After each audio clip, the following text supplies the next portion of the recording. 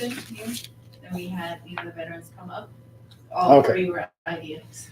Well, we had, for many, many decades, we had Harvey Arnowitz, who was from World War II. Actually had an amazing history. He was the chief photographer assigned to Eisenhower during the conquest of Europe. And so he rode with Eisenhower across Europe. He was there when they liberated the camps. And many of the most famous photos that we have of the liberation of the camps came from him. And then he stayed on as the photographer during the Nuremberg trials. So he's set up the famous picture of all of the different people on trial. He's standing right in the back. He got a picture of himself because he put it on timer and he went and stood behind all of these, as he described them rather colorfully, people of ill repute. They all lost, right? What? I don't think any of them won, right? No, none of them won. Some of them were executed, some of them were merely imprisoned. But all of them were found guilty. There was no question that they were guilty. They had absolutely staked their own political fortune on the extermination of the Jewish people and committing atrocities against the entirety of the continent. So yeah, it was pretty clear that these were guilty people. How fascinating that he took a picture of in those moments. Wow. Yeah, so it's the things that he saw is just incredible. So he really very good man. Great loss, but he had a very long and wonderful life. Let's change gears. Ketubot, chapter 1, Mishnah 6, by my reckoning, is where we are picking up. I apologize again for not having class last week, but we had the Yom HaShoah commemoration. And so sometimes we have mitzvah versus mitzvah. It's hard to do both at the same time. But this week we resume. So as you may remember, we are talking in Ketubot in this early section about some of the preliminaries of getting married or some of the very earliest days of after you've been married. And one of the issues that can often comes up is whether or not the virginity of the bride is still intact. Now, remember, we talked about this, and I'll just do a quick reminder of the timeline, that you have two different points in the classical ancient system of getting married. You had the betrothal. I'm not going to write that out. Most famously, that's what we would now call the ring ceremony. And then you would actually have the wedding, if you will, and that's most famous by the chuppah and the 7 blessings, the shefer brachot. Chuppah had a slightly different meaning, as we'll eventually discover later on. Chuppah was really the bridal chamber where the marriage was consummated. We don't do that under the chuppah now. So in between, you had about a year. And the question would often arise, well, if she was a virgin here, but she is not a virgin now, when you finish the wedding process, what happened? Right? Because if she was a willing partner in the meantime, then we call that adultery. If she was not a willing partner, or if there was another explanation for the loss of virginity, then the question then becomes, A, how do you prove this? And B, what happens vis-a-vis her ketubah? Now, just in general, let's talk about the worst case, most likely scenario, which is she is betrothed to him. He gives her the ring. She accepts it. They are betrothed. He goes off to prepare to have a family. And in the meantime, she falls in love with some guy from the next door house and runs off into the barn and hanky-panky. In those circumstances, then if she is honest and everyone else is honest and above board, as long as there were no witnesses, it's not officially adultery, we can't execute them. However, she would absolutely be divorced from the guy that she was going to get married to, because once you have done the betrothal, you receive a get. Once you've done the rings, you're basically married without the privileges. Right, you are obligated to the person, but you don't get any hanky-panky, and you don't live together and all those other things. So she would be divorced. She would not receive her ketubah settlement, the money that would come from the ketubah, and it would be a great shame and horrible stigma.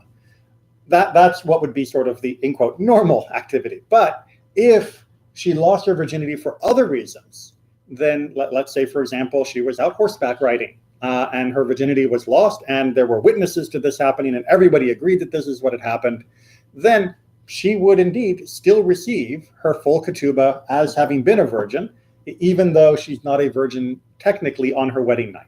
So those are sort of the two extreme cases, right? Where we all know that her virginity was lost because of hanky-panky, at which point she loses everything, do not pass go, do not continue the rest of the marriage, you actually have to be officially divorced. Or the other extreme of, we all know she lost her virginity because of some random accident and not hanky-panky at all, and therefore she is still considered technically to be a virgin vis-a-vis any settlement for her ketubah. What we're going to talk about to begin with tonight is what happens in the gray area in between, right? Between the two obvious cases, because that's kind of where all the interesting stuff happens. I was just discussing this with some of our students, not the hanky-panky part, but the idea that, if you say, there's a red square and there's a blue square, it's really, really easy to say, color in the blue like that. And it's really, really easy to color in the red like that. But when you get near the edge, you have to start getting really careful so that you don't go over the lines, right? So that you can tell the difference between two. And it's always at those border cases where the Mishnah is going to spend most of its time. Because everyone knows this part's red. That's easy to do and quickly to say, and we're dispensed with it. Everyone knows this is blue, easy to say. But where they meet, that's where we have to take the time to really dissect the border cases. All right, so 1-6, and we'll go around the table. Again, everyone is always free to pass. Ready? Yes. If a man marries a woman, does not find her to be a virgin, she says, after you betrothed me, I was raped until your field was washed away. So your field has been washed away is an idiom. It basically means tough luck buster. Because the idea would be, if you had a field that was, in your backyard for your farm, and there was a big flood, and the flood stripped away all the topsoil so that the field was no longer as valuable as it had been before the flood, who are you going to blame, right? The river? It happened. As we would now say in the insurance business, it was an act of God. And therefore, no one is responsible, no one's to be blamed, and she doesn't have any responsibility for this. It's just, hey, you know what? We were betrothed, I was minding my own business, I got raped, so yeah, I'm not a virgin anymore, but it's not like I consented to this, it's not like I was willing to do this, this happens, right? And yeah, you're tough luck that I'm no longer a virgin. Of course, I'm the one who was raped, but thank you for your consideration. Right? So there's a little bit of an edge to her retort to him of, it's your field that washed away, tough luck. And he says, no, rather it occurred to me before I betrothed you. He occurred before. Oh, sorry. It occurred now, editing. Yes. No, rather it occurred before I betrothed you. And my acquisition was a mistaken acquisition. Okay. So what he's saying is, no. Actually, let me change colors one more time.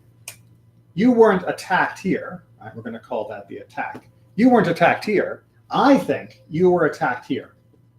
And if you were attacked here, then that means when I betrothed you and agreed that you were a virgin, it was an error. It was an erroneous transaction, right? If I think I am purchasing a 1965 Mustang, and it turns out to be a knockoff copy that just looks like a 1965 Mustang, once I discover that it was a knockoff copy, even though I purchased it, the purchase does not stand. I can absolutely get my money back and possibly even more if you were deliberately deceiving me.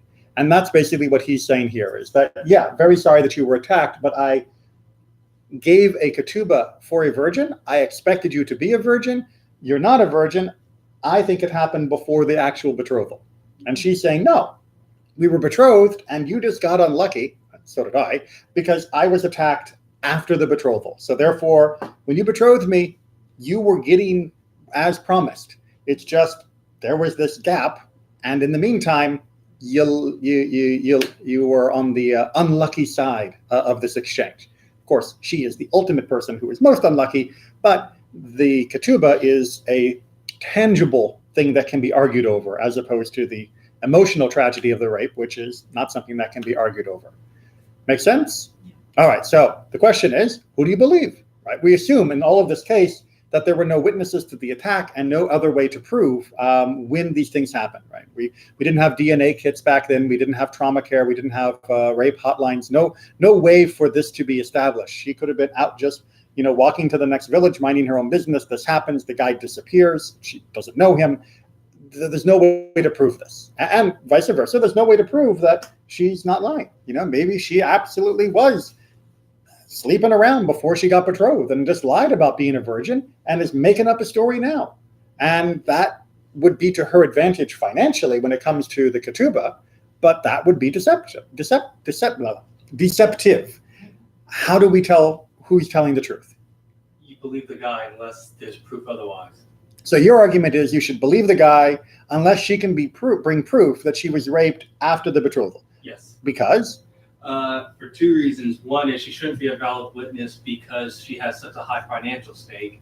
And two, she waited to report it till after it was discovered. Okay, so one is, if this was such a big deal, why didn't she announce it in advance? Wasn't there the old rule, and granted this is an exact application, but the mouth that forbids is the mouth that permits. We're going to be coming back to that topic in just a little while, maybe tonight, we'll see. It's definitely in chapter 2, but we'll see if we get to it tonight by extension. So one argument could be that she's the one who stands to gain and lose, therefore we can't accept her testimony, right? It's like, if you want to know whether it really is a 65 Mustang or not, I'm not going to ask the guy who's selling it because he has a vested interest in trying to convince me that it's legitimate. But doesn't he also have a vested interest in trying to disprove her claim? Because if he's planning to divorce her anyway, because he doesn't want to marry her now at this point or stay married to her at this point, he's much better off if he can make the claim that she was not a virgin when they first made the arrangement, because then he doesn't owe her a thing. So that means he also has a vested interest in not perhaps always being honest in his assessment. But that would be inconsistent with what she's saying. She's we're assuming she was a virgin at the time of the betrothal. Well, but that's the point. We can't assume that yet because that's what they're arguing over. Right. He's arguing you must not have been a virgin even when we did the betrothal. That's why there's an issue here, right? If he says you were a virgin but you were attacked here, not here, the result is the same. But he has to be saying you weren't a virgin before we did the ring ceremony, before the actual betrothal. His interest in divorcing her would be based upon the fact that he no longer wants to be with her, and there's no evidence that for any other reason besides the divorce. He's allowed to divorce her, whether or not no matter where this is, right? Right. It's a question of ketubot. It's a question of the settlement he has to pay her, right? If she was attacked after the betrothal, then the settlement has to be the full amount that would normally be given to a virgin. If, on the other hand, it was before the betrothal, then he can claim that the betrothal was entirely erroneous, at which point he is on the hook for zero. But his interest isn't as strong as hers, though, because presumably he wants to marry her, and only now does no longer wants to marry her for the defect. It's like buying the Mustang. You only no longer want the Mustang when you find out it's not really a 1965 Mustang. Okay, so your arguments are not invalid. However, we're going to see that different groups of rabbis take both sides, and then I'll tell you who wins. So if you could keep going. So Rabban Gamliel, Rabbi Eliezer, said she's believed. Right. So basically, if she says I was attacked after we were betrothed, both Gamliel and Eliezer say we believe her. Right? We believe her. However, Rabbi Joshua says we do not live by her mouth. Rather, she's in the presumption of having had intercourse before she was betrothed and having deceived him until she brings proof of her statement. Right. So Rabbi Joshua's argument is similar to your own, which is basically how can we trust her testimony when this is a major issue for her? I mean, we can't say, oh, well, whatever she says, we'll go along with it. Now, the other rabbis, I should point out, in the argument that's given in the Talmud, is the reason why they say we do believe her is because she is the only one of the two of them who knows what actually happened. Right? She was there. That's kind of how attacks work. The victim is present while being attacked. Therefore, her statement is being stated by someone who knows, true or false, that this is what happened. Whereas the husband has no evidence that the attack happened before the betrothal, and he has no evidence that it didn't happen after the betrothal. He is entirely uncertain. He is making what might be claimed a wild claim, because he has no reason to believe that it would have been before or after. Right? He has no reason to do that except for prejudicing himself or her in the negotiation over a settlement. How's she a valid witness, though? It's not a question of her being a valid witness. We have no valid witnesses because we don't have two witnesses. If we had two witnesses, the whole issue would go away. But the truth of the facts of the case do tell us that she's definitely not a virgin now, and she claimed to be a virgin here. Right? Those facts we have. That we know that she claimed to be a virgin, and we know that now she isn't. That is assumed to be true at both those points in time. And so the question is, well, she's the one who knew her own status. Yes, she may have lied, but she at least could know her own status. She at least did know when she was attacked. And therefore, her statement is about some true proposition that she maybe is telling the truth on, or maybe she is not. His statement, on the other hand, has no connection to reality at all.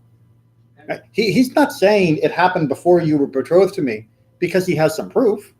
He's not saying because he saw it. He's not saying because he has heard something about this. He is just saying that because he's upset about what's going on. And so he is just picking the worst possible explanation in order to try and make himself come out as best as possible from this whole situation. And yes, it may seem unfair that she can be the one who gives only the sole testimony in this that is believed, but she's the only party to this entire, tragedy that actually can give testimony. So why wouldn't we at least prefer her testimony to his, unless there is other evidence that gives contrary testimony? Is the reason she doesn't have to be a valid witness is because it's day Rabbanan, so the rabbis are allowed to relax the standard? It's not a question. No one is actually being punished here. Right. No one is going to jail for this. No one is being flogged for this. Right. This is just a question of what does he owe her if he divorces her, or if he were to die after this whole issue had happened. Like if he dies before this case is settled. That's all that's being decided.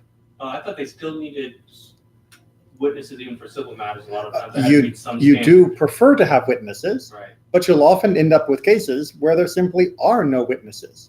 And when there are no witnesses, as we've talked about in other cases, like where one animal attacks another animal in the middle of the night and there was no one there to watch it, you still have to come up with rules for how you try to decide the matter. Because the fact is, the animals are dead. She was no longer a virgin, and they're getting divorced.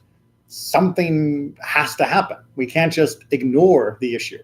Because to say, oh, well, we can't make up our mind is to say he wins. Because if we can't make up our mind, then we would leave the money with him. But if we leave the money with him, then that means we believe his interpretation over hers. And the rabbis, as a majority, are not comfortable with that. Rabbi Joshua has no problem with that. But the rest of the rabbis are not comfortable with the idea that, until she brings proof, we just assume that she was lying. They're like, no, she's the only one who might not be lying. Right? He's the one with no information. She's the one with at least some information. And I'll go with the person with some information rather than the person with no information. Right? Take for example, the sinking of the Titanic. Right? If you want to know what happened to the sinking of the Titanic, do you want to talk to somebody who was there or to somebody who wasn't there? Most of us would probably like to talk to somebody who was there, especially in the days before we had, found the Titanic and were able to, investigate it with submarines and all of that. The way we tried to find out what happened to the Titanic was actually talking to people who were on the Titanic, because they had information. And somebody who wasn't on the Titanic, why would we listen to them? They may be right by luck, but the person on the Titanic, they at least could be right because they were present when the deed was done. Does that make sense? Yeah. Right. So that's why the rabbis, as a majority, are giving preferential treatment to her testimony in this case. And we're going to see in similar circumstances. Let's keep going. Ketubot 1:7. What? Oh, sorry. The halacha follows Rabban Gamliel and Rabbi Eliezer. Right. So we believe her in this case. Okay, good. So I have a question. So, when this came up, did people always get divorced, or did they sometimes just change their ketubah and stay married? So changing the ketubah would require her agreement, and certainly she could agree to an amendment to the original ketubah, and he wouldn't have to divorce her in a case like this either. But unfortunately, if he's responding in this way, then chances are he's not looking to stay married, and therefore it's more about the settlement than patching things up. Because yeah, he could have simply said, "Oh, you're not a virgin," and she could have said, "No, during the intervening months, I was attacked and raped, and that's what happened." And he could have said, "Oh, that's so terrible. Don't worry, you're safe now, and we'll be happy together forever." At which point, none of this would have ever come to trial. Yeah, I guess I was thinking of in the middle there where he says, well, I want to change the ketubah because in the future we might get divorced or something like that. Well, because it wasn't just a question of divorce, it was also a question of her inheritance from his estate. So if he dies, she also collects the ketubah. And so if he were to reduce the ketubah, that would also be very tricky for her because, when she got betrothed on the presumption that she was a virgin, as we talked about in our first class of Ketubot, that was her best chance to set herself up for having that safety net of, in the case he dies or divorces her, to not end up being a penniless widow who had no land and no relatives to support her and dying in the street somewhere. So if she takes a cut to her ketubah, that is a huge hit. It's like, do you want to give up half your Social Security? I love you, dear, but I'm not sure that I want to give up half my Social Security so that we can stay together. That's a big roll of the dice. I guess I'm thinking, maybe it's covered in other areas. She could have been pregnant from that wedding night, so. She could have been, yes. and that, is an issue. But the baby that was born to the husband, once it was weaned, would have stayed with the husband. It would not have been her child, because the child would have inherited from his estate. Therefore, the child had to be part of his estate. And that was something that was very different than the modern world, where we have shared custody or sole custody that can go to one parent or another. Back then, the child was part of the father's household, period. And if the mother was also part of the father's household, great. If she had been divorced, then she was not part of the picture anymore, but the kid still was. The kid was still usually weaned by the mother, but even that was not always worked out. It depended upon the relationship. Sometimes they would just hire a wet nurse. Okay, Ketubot 1:7, another idiom about to hit us. She says, I was struck by a piece of wood. Okay, what does it mean by Mukat 8? What does it mean to be struck by a piece of wood? This is the idiom for I lost my virginity due to a blow, meaning that there was some physical activity, horseback riding, classic example, right? I was working in the field and, was struck, or I was, bowled over by a bull, something that caused the physical side of virginity to be ruptured, which can happen and still happens to this day, right? So she's never had intercourse, but she no longer has the physical mark of virginity. And she's saying, hey, I know I said I was a virgin when we did the betrothal, but here we are on the wedding night, and funny thing happened. I was out in the field one day, and this cow hit me, and he's like, what? And this is what the argument is about, because he argues. He says, no, you have been trampled by a man. Meaning, no, it was intercourse, right? You were sleeping around, and that is wrong. And similar, Rabbi Gamliel and Rabbi Elazar says she is believed, and Rabbi Joshua says we do not live by her mouth, rather she is in the presumption of having been trampled by a man until she brings proof of her statement. All right, so Rabbi Gamliel and Rabbi Elazar are consistent to their opinion, and so is Rabbi Yoshua, which is they both believe we believe her, because after all, she's the only one who could have a chance of knowing, and Rabbi Yehoshua says no, because without proof, we side with him. Does it matter when she was hit on the timeline? Yes. So if she had been struck by the wood, if she had been had lost the physical sign of her virginity without intercourse prior to her betrothal, yet she had claimed to be a virgin at betrothal, then absolutely, when he found out she wasn't, he would have the right to say, you lied to me, right? When you did the betrothal, you lied to me. So if she knew already that she had lost that physical sign and went ahead and claimed to be a virgin, that would not be appropriate. Now, if she had lost the physical sign and said to him before the betrothal, oh, by the way, one day when I was, a couple of years younger, I had this trouble with being knocked over by the cow or whatever. And he says, that's okay. I'll still put in the ketubah for the full amount. Right. That would be fine. Is the full amount still 200 or 100? Yeah, 200. Right. However, I should point out, and I probably should have pointed this out in the last Mishnah as well. We nowadays, you will not find, at least a conservative or Orthodox rabbi, who will not marry someone. We will not find a rabbi who will marry someone without a ketubah. Meaning the ketubah has to be done and full, and it is a full paper document. In the classical time, the ketubah was not everywhere. And that was partly because, not everyone had paper and not everyone had access to scribes to be able to write these things. It wasn't like nowadays where it's quite easy to do. I can hit print on the computer. And that meant that the ketubot were often negotiated verbally or were negotiated by the court retroactively. So let's say two people got married last year and now they're needing to get a divorce and they don't have a document that says a specific ketubah amount. When they get to the court will say, was she a virgin when you married her? And if she was a virgin, then 200 is standard. Because remember, we said that you could always go higher than that if you wanted, but the 200 would be the standard amount that the court would award in the case of a divorce under those circumstances, even without a piece of paper to say that that was how much that she was owed. So if she claimed to have been a virgin when they're getting divorced and he says, oh, no, you weren't, then that is an argument over a settlement, and there may not be a piece of paper to back up either side of that. It may just be she says she was a virgin, he says she wasn't, and therefore how much does he owe her in the divorce, or how much does his estate owe her if he's died?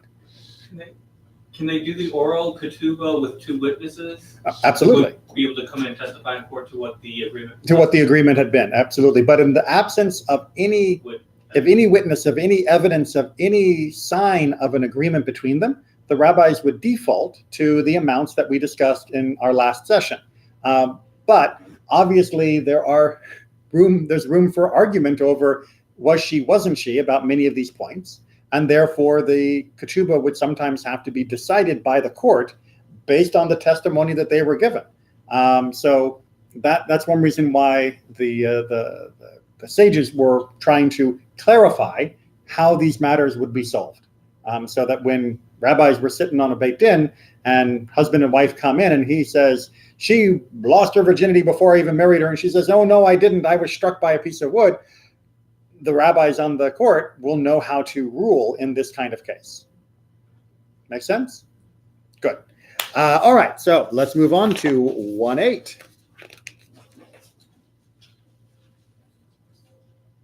They saw her talking with someone in the marketplace, and they said to her, what sort of a man is he? And she answered, he is the so-and-so, and he is a priest. Okay, so what's the issue here with her talking with someone in the marketplace? So the interpretation that the halakha gives for this is not that she was chatting with the greengrocer in the middle of the road, but that she was secluded with someone. They see her go into a private room with some guy and then come out a little bit later. And of course, the implication is hanky-panky, that they were getting up to something sexual in that room.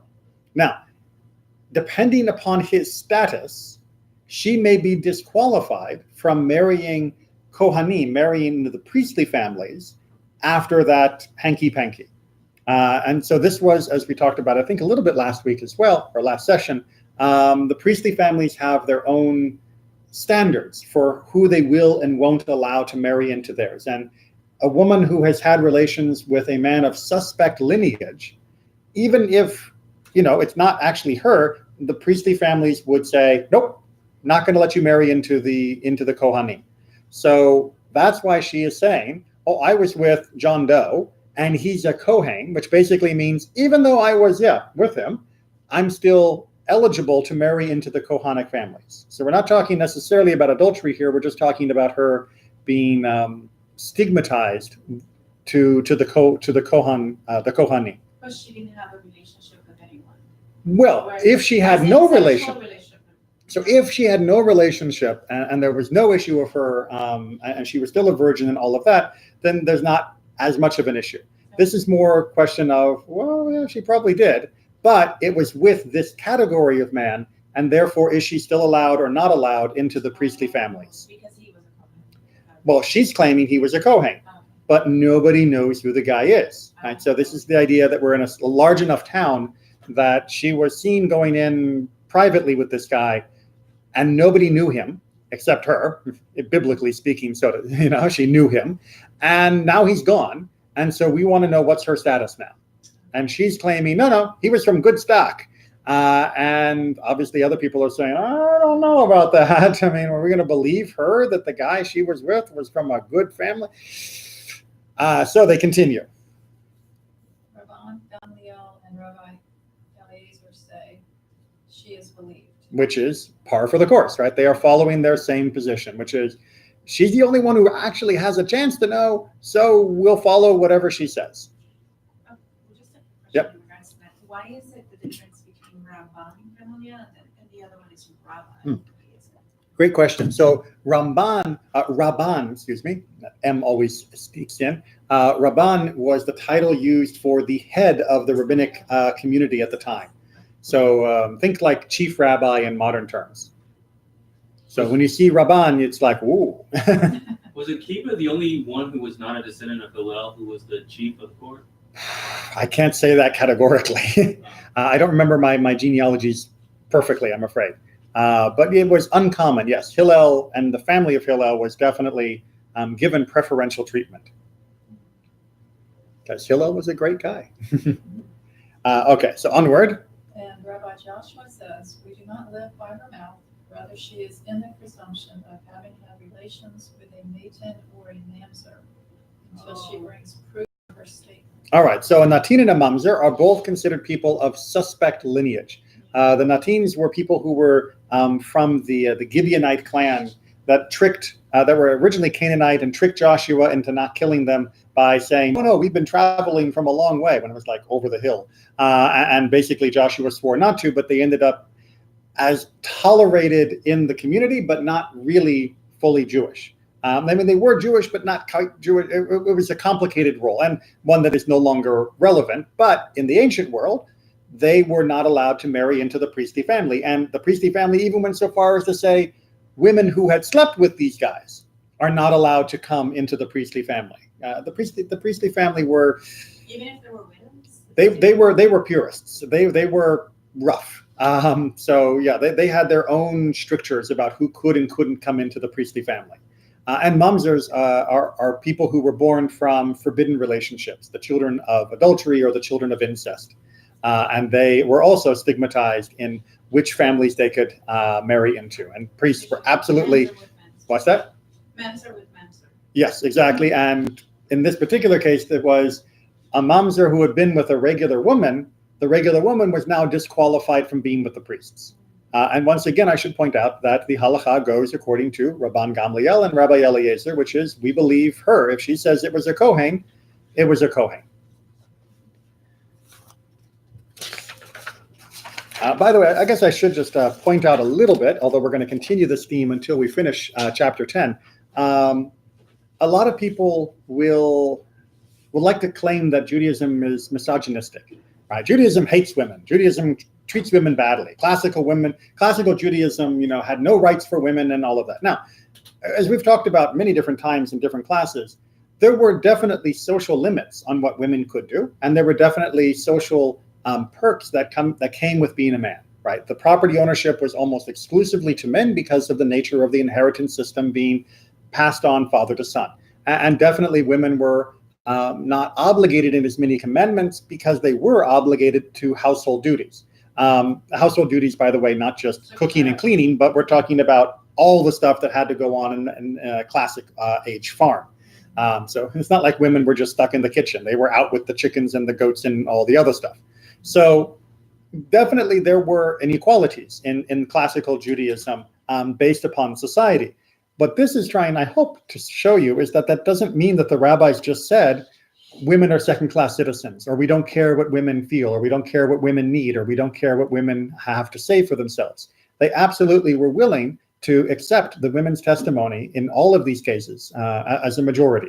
And yes, there were voices who argued against it, but not because they were women, but because of the legal principle of, well, wait, how come we're letting her get to decide this when it's just entirely to her benefit to say whatever she thinks is most advantageous? So there really isn't misogyny per se. There are definite economic imbalances that created social imbalances in the ancient world, but there was not a antagonism towards women. There was not a aggressiveness towards women or trying to take away their rights. And in fact, the whole concept of having a ketubah in the first place, of having this settlement to women, were the rabbis trying to protect women from being mistreated by husbands and not, or by their heirs, and not being supported by the households that they had given so much to. So just want to make sure we keep that in the back of our mind, that this is the attempt to protect women and to give them more of a say in how they're determining the handling of their own case. Okay, off my soapbox. Ketubot 1:9. She was pregnant, and they said to her, "What is the nature of this fetus?" All right, so this means there's a father, and we don't know who the father is. That is to say, we, the community, don't know who the father is. These questions, and they seem simple, but they're never simple. They're complicated. Well, nowadays, Yeah. DNA test, paternity test. It's, the staple of all the talk shows. Who is the father? Let's find out together, which just seems like a terrible, terrible way to entertain yourself. But that's, our modern world. Anyway, so the question was, she's pregnant. And everybody knows she's pregnant because that's pretty obvious. But no one knows who the father is. Presumably, she has an idea who the father is. Right, we're not jumping to the conclusion that she just slept around with everybody in the village and no one knows who it is. The idea is she might know who the father is. If she's only been intimate with one guy, then she definitely knows who the father is. And she says, And she answered, "It is from so-and-so, and he's a priest." okay. That makes things complicated. Well, it doesn't, right? I mean, priests slept around. I mean, that's not exactly news. I mean, were they supposed to? Was anybody supposed to be engaging in this kind of hanky-panky when they're not married to each other? Of course not. Again, presumably she's not married to someone else. Otherwise, it's adultery, and that's a whole nother kettle of fish. But she's single. The guy who slept with her has now disappeared. And when asked for his identity of who's the father of the child, she says, oh, he was Mr. So-and-so, the Kohen. Well, if he was a Kohen, then the baby will be a Kohen, because whether you're a Kohen or not follows the father's line. And if the father's not around to tell us this, then how can we be sure that she's honest? And how can we also be sure that then the child is not the son of a mamzer, or the son of a natin, or the son of any other forbidden relationship, or whether or not she was sleeping with someone who was a mamzer, which would also disqualify her from being intimate with someone else, as we talked about before, one of the Kohanic people. So there's a lot riding on the identity of the father in this question. It's not just who's going to pay child support, because they've already given up on the idea that the dad's ever coming back. It's not a question of whose wages do we garnish. It's just a question of what is the status of the child and what is the status of the mother. So it is entirely in her interest to give the best case answer, which is it was a Kohen. Make sense? Yeah. Okay. Not even a Levi. All the way high. Go for the top. Rabban Gamaliel and Rabbi Eliezer say she's believed. Okay. All right. So we believe her. Again, like, whoa, I mean, really? And Rabbi Joshua responds by saying, And Rabbi Joshua says, "We do not live by her mouth. Rather, she is in the presumption of having had relations with a notin or a mamzer until she brings proof of her statement." okay. So he again says it's probably the worst of the worst, but that doesn't say disadvantageous for her. And unless she brings proof, we're going to assume the worst of the worst. And of course, he loses. Now, Really? yeah, it's Rabban Gamaliel, Rabbi Eliezer still win in this argument. Now, I mean, that's such a good thing in a way, but it's, well, so, it protects the kid, it protects her. but on the negative side, if the kid actually is a mamzer, then we are now allowing the kid to grow up and join the community as a non-mamzer. Yeah. And, that would be wrong. And to do priestly duties. And so the question of how do we protect and who do we protect is something that has come up before, but I will absolutely continue to repeat this until I am dead and buried, which is you can't be strict about everything at the same time. Right? That's always a trade-off when you have to decide how to apply the law. Because if you want to be strict on we're not going to allow potential mamzers into the temple, then you have to be lenient on, well, what if she's telling the truth? Right? What if this actually is a child who's not a mamzer and we're going to just treat him like one for the rest of his life? You're being cavalier with that person's future, both her future as well as the child's future. On the other hand, if you're going to be strict and say, we're going to protect him or her and the offspring and the mother as much as possible, and we're going to give them every possible benefit of the doubt because why would she lie about this? Then you're being lenient on protecting the Kohanic families from possible misappropriation of their name. So, but you can't do both. You can't protect him and her and protect the Kohanic families with equal passion. There has to be a trade-off in this calculation, and the calculation is being made by the majority of the rabbis that the trade-off is we accept her and we accept the child based on her testimony. Now, there's an interesting proposition here. You said sort of tongue-in-cheek, well, she didn't even say Levi. And indeed, if she had said Levi, most authorities would have been more forgiving to her, more accepting of that. There's a general principle in Jewish law that if someone admits something that is not the most advantageous position, that we are more likely to believe them, right? If someone says, where were you last night? And they say, I was out drinking, but I didn't cause the accident. Well, that actually is a more believable statement than I was busy doing charity all night. Right? Busy doing charity is I'm trying to admit nothing. I am not even giving an inch. I am just putting out the most, Candyland version of the incident as possible. But admitting to some bad makes your statement more believable. So if she had admitted to a Levi rather than a Kohen, well, if she's lying, she could have gone full Kohen. So if she said Levi, then it's more likely she's not lying. Because if you're going to lie, you lie full. And so that position would have made her claim stronger. So when the rabbis say we believe her, even though she claimed the best possible thing, they're actually making a much stronger statement in this text than they are in the previous ones that we've looked at, because they're willing to do this even though she's making like mega claim. That's also the most protected group of people too. Yes, and the Kohanim, as we saw before, in earlier in Ketubot, they can also be extremely protective about themselves in a way that goes past Jewish law's recommendation. They tend to be a little persnickety about who they let in. And they couldn't protest. A little elitist. They couldn't protest like they did with the Ketubot, did they? Well, they can protest, but they can't actually change the child's status. So unfortunately, this is where you get into the difference between law and society. They could still ostracize the woman and her child and still treat them as though they weren't. But legally, she would be protected, and so would the child. And that's where, the law can be fair, but the neighbors can be jerks.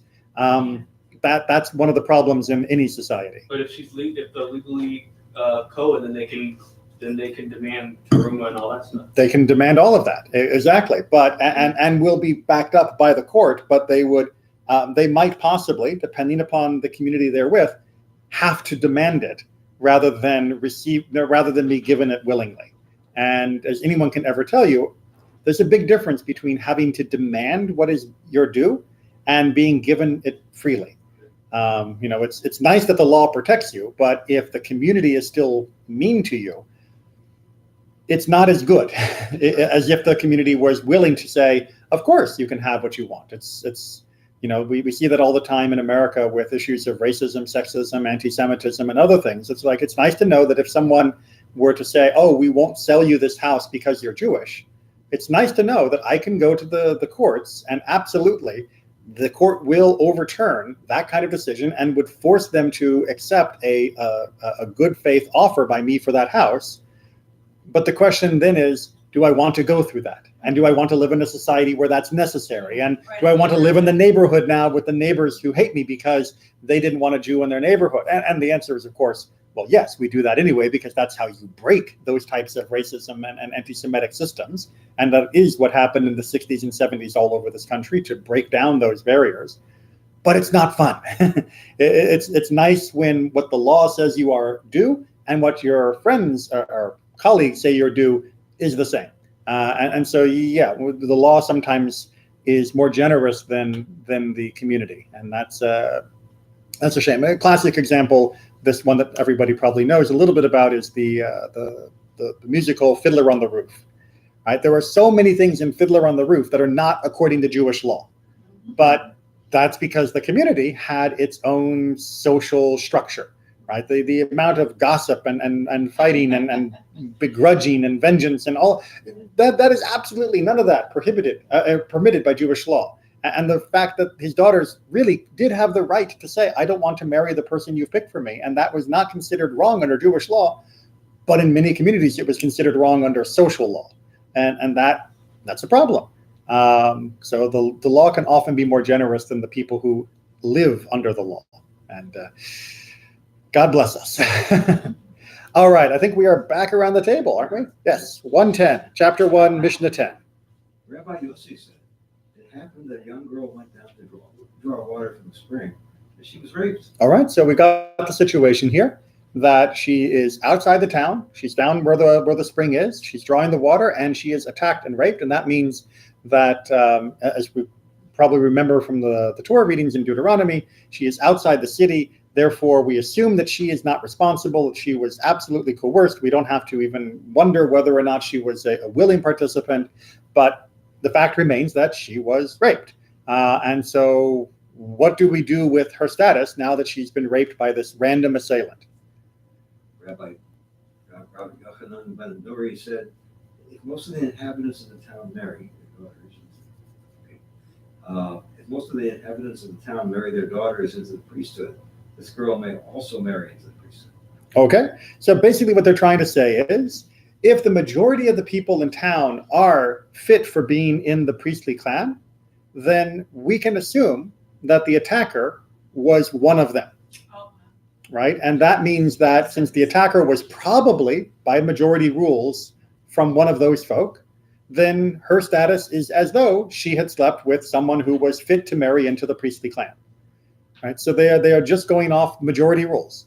Now, there's a longer argument in the Talmud about whether or not this is a majority of a submajority, but I'm not going to go into that. But the basic principle being that if you can assume that there is a majority that is the likely source of the attack, and that majority is of proper family lineage, then we don't need to know the specific member of that.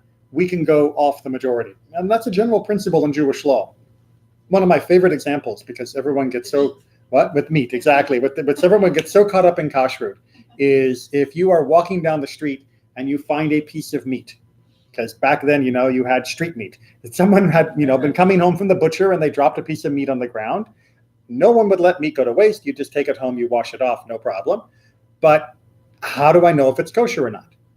Right? I'm not talking about a lobster versus a lamb chop. I'm just saying, it's a piece of beef. But maybe the piece of beef was slaughtered by a kosher butcher. Maybe the piece of beef wasn't slaughtered by a kosher butcher. It's identical. There's no microscopic analysis you can do to tell the difference between a piece of kosher meat and a piece of non-kosher meat. So can I eat the meat or not? And yes, everybody goes, ew, hygiene. I'm not going to eat meat I find. But back then you would not pass up meat, right? Free meat is like a blessing from God. Because people did not eat meat on a weekly basis. Most people did not eat meat on a monthly basis. You were lucky if you got it a few times a year during the festivals. So the answer is, well, if the majority of the people in the neighborhood are Jewish, then the meat is kosher and you can eat it. Does it have to be Jewish or do they have to be kosher? Back then it was synonymous, because there was a principle in the Talmud that all Jews are considered to keep kosher unless we have evidence to the contrary. Right, so everybody is considered to keep kosher until I see you eating a bacon cheeseburger. When I see that, then I can put it next to your name and say that person doesn't keep kosher. But the presumption is you keep kosher. right? Rather than starting off thinking no one keeps kosher till you prove it, it's everyone keeps kosher until you prove it the other way. So yeah, if you consider the majority of the residents to be Jewish, and therefore you would consider them to all be keeping kosher, and you have no evidence to the contrary, they didn't invite you for the clam bake, then you would assume that this meat is kosher and you would eat it, because you go after the majority of who is in the area. So that question of going after the majority is not just with regards to this lineage, it's also with regards to many other aspects of Jewish law. Because we don't just say, throw it out because you're not sure. We say, well, what's the most likely thing? And what's the most likely thing is it's permitted. Make sense? Okay, we still have a few minutes, so let's go ahead and get going on Ketubot 2. Let me pass these out. Chapter 2.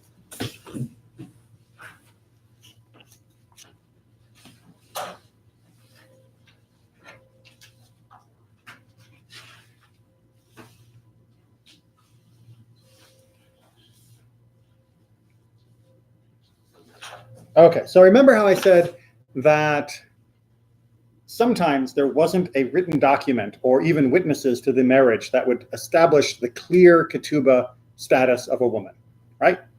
We're all remembering that? Or are you all reading what I just handed out? Just like I said earlier, as soon as you hand it out, people start reading. Okay, because that's what we're going to come back to here. Right? This is now set in a courtroom where there is no document that proves one way or the other what the woman's status was when they got married. We good? Okay, so with that in mind, chapter 2, Mishnah 1. A woman became a widow or was divorced. She says, I was a virgin when you married me. And he says, not so. Rather, you were a widow when I married you. Okay, so here's the argument. She got betrothed. They got married. Sorry. Her claim is that she was a virgin at the time. And they've now lived however long they've lived together. And he's divorcing her, or he's dead. And his estate is arguing with her. Right. So we'll use the divorce case because the pronoun fits better for him. So he's saying, no, you weren't. When we got married, you were a widow. And she's like, I came to you from my father's house. I was a virgin when we got married. Now, why are they arguing about this? Because it's like twice the amount that he's going to have to pay her. And there's no document to prove one way or the other. Right? So they live in a community where they don't have written ketubot for every bride, which, by the way, bad idea. That's why we have written ketubot for every bride now. But not everyone had that in the ancient world. So how do we decide whether he's telling the truth or whether she's telling the truth? Answer? If there are witnesses that she went out with a enuma and with her head uncovered, her ketubah is 200 zuz. All right. So basically means if she went out, meaning to get married, dressed like a virgin, and people remember that when she got married, she was dressed like a virgin, then we assume that she's a virgin. Right? That if there is even circumstantial evidence to the virginity that she had when she got married. Because back then, virgins would wear special clothes. This happens to be a certain type of veil that would have been worn if you were a virgin. And widows, as we talked about in our very first session, they didn't get quite as big of a party. They didn't get quite as big of a deal. Or the divorced ones, right? Or a woman who was getting married after a divorce, exactly. So if you were getting remarried, would probably be the best way to put it. If you were getting remarried, you didn't get as fancy of a deal as if you were getting married for the first time. And so if people remember that you were dressed like a virgin the first time, that's good enough for the rabbis to say, she must have been a virgin, give her the full amount. However, we could go even further. Rabbi Yohanan ben Baroka says the distribution of roasted ears of corn is also evident. Okay, remember, corn doesn't mean long yellow things that we have in America. Corn is the generic word for grain in the ancient world. And apparently parched grain was a way of, it was like a treat. So nowadays you might say throwing rice, but back then you wouldn't throw away food because kind of idiot are you? But what you would do was you would take the grains of rice, the grains of wheat or barley or other things, and you would sort of roast them. And then you would hand them out as like during the wedding or during the celebration to everyone around, right? It was just a little appetizer, a treat. For the virgin. Well, and so in his community, apparently, that was what you did when a virgin got married, right, is everyone made such a big deal about it that you were even giving away free food to everyone, right? Not just the people who came to the party, which would pretty much be the whole community anyway, but you were giving away free food just like on the streets. And so if people remember, oh yeah, I remember when she got married, they had parched grain, right? And they go, yeah, she had parched grain. Virgin, good enough, right? We don't need to have any other evidence that she was a virgin. Remembering that the community celebrated like she was a virgin was okay, right? That's of course where Madonna got her song from, right? Like a virgin. As long as she was as long as she was like a virgin, it's enough. No, I'm totally making that up. Totally making that up, because the rest of her song talks about things that are very, very different. Yeah, you can look up the rest of the lyrics on your own time. All right, so 2-2. We are going to continue in that same topic, but our same style of topic, but we're going to change topics completely. So I think we are, yes. Want to read number 1? Mishnah 2:2, part 1, yes. And Rabbi Joshua admits that if one says to his fellow, "This field belonged to your father, and I bought it from him," he is believed, for the mouth that forbade is the mouth that permitted. Okay, so remember Rabbi Joshua in our last parts of chapter 1, where he kept saying, we do not live by her mouth, we do not live by her mouth, we do not live by her mouth. Here, he is saying, well, in this case, we would live by the mouth. And this is where we're going to get close to that concept that we touched on a little bit earlier. I'm going to go ahead and do a little diagramming on this, because it can be hard to keep track of all of the names. And you can look at the commentary at the bottom. There's also a very good, more narrative version written out. And I'm not going to write it out word for word. But we've got Reuben and Shmuel, the two classic, Tom and Harry names that we use for Jewish law discussions. All right, so Reuben, he owns a field. And Reuben says, saying is important to Shmuel, I bought the field, right? Your field came from your dad, right? I bought it. Make sure we have that money sign there. All right, so Reuben is telling Shmuel, I bought the field from your father. Now, you might think, well, how is this an exciting sentence? Well, this would be in a circumstance where without Reuben saying anything, nobody knew where he got that field. All right, so imagine Shmuel was a young boy when his father sold the field, and his father was now dead and he never talked about it. And as far as he knows, Reuben has owned that field forever. Right? I think Reuben is, 70 years old and Shmuel is 20. So he grew up with Reuben always working that field. And this thought that Reuben owned that field forever. And now Reuben says, oh yeah, I remember when I bought that field from your dad, 50 years ago. And Shmuel goes, what? Dad never told me he sold the field to you. I think it's still my field. You're a liar. Rabbi Joshua says, because Reuben is the one who opened the conversation, is because he's the one who made the statement that he could have not ever said, could have kept his mouth shut. Because he said it, we believe him. Right? Because he had no reason to say it. He had no reason to make that claim. And he could have said, I've owned the field forever. Right? He didn't have to say anything about Shmuel's father selling it to him or anything like that. He could have just said, that field's been mine forever. Basically, the general principle in Judaism is, if you could have lied better, then we believe you when you lie worse. Because we don't think it's actually a lie. Because only an idiot would lie bad. If you're making up the truth, you might as well make it up to be the best version you could possibly think of. And Reuben is not doing that. Reuben is coming up with a halfway. Now, I should point out, because I can see you getting antsy over here in the chair, that there is a flaw in this theory, which is, if you lie badly, it's believed better, which is, well, why wouldn't I always lie badly then?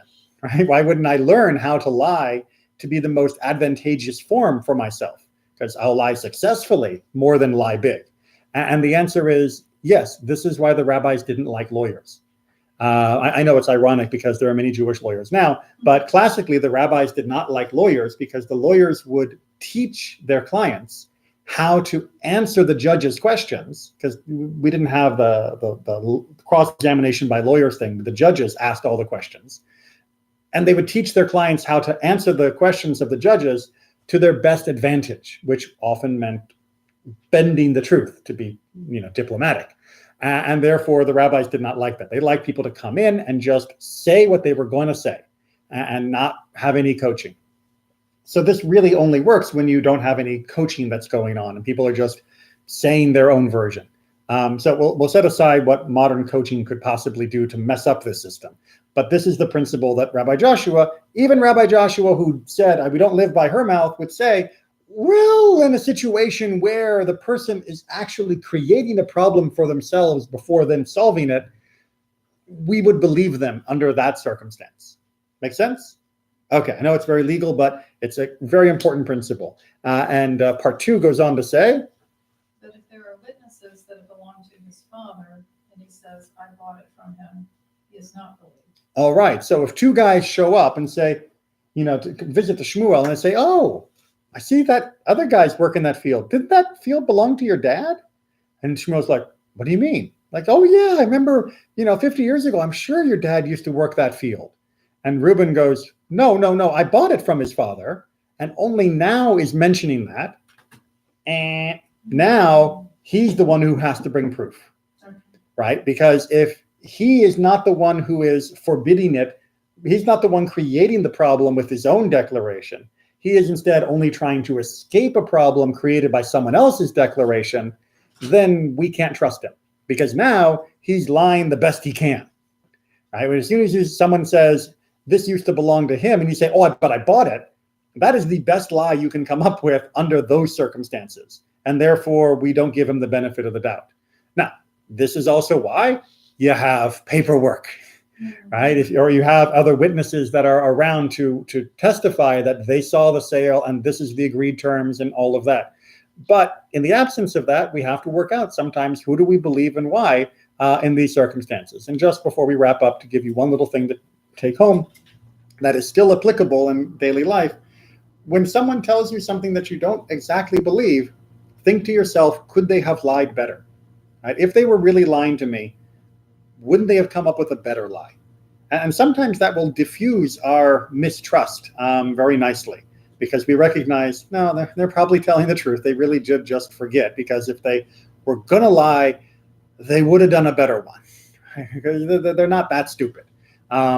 So it's a nice way to help rebuild some relationships where we give people the benefit of the doubt, even if we don't like the answer they're giving us. Just like Shmuel probably didn't like the idea when Reuben told him one day, oh, by the way, I bought that field from your dad.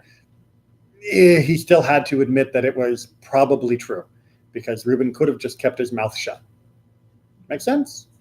Okay, so we'll finish with 2:2 there, and we will pick this up next week. So you're not having conversion class tomorrow? We are. Oh, you are? The shiva is not until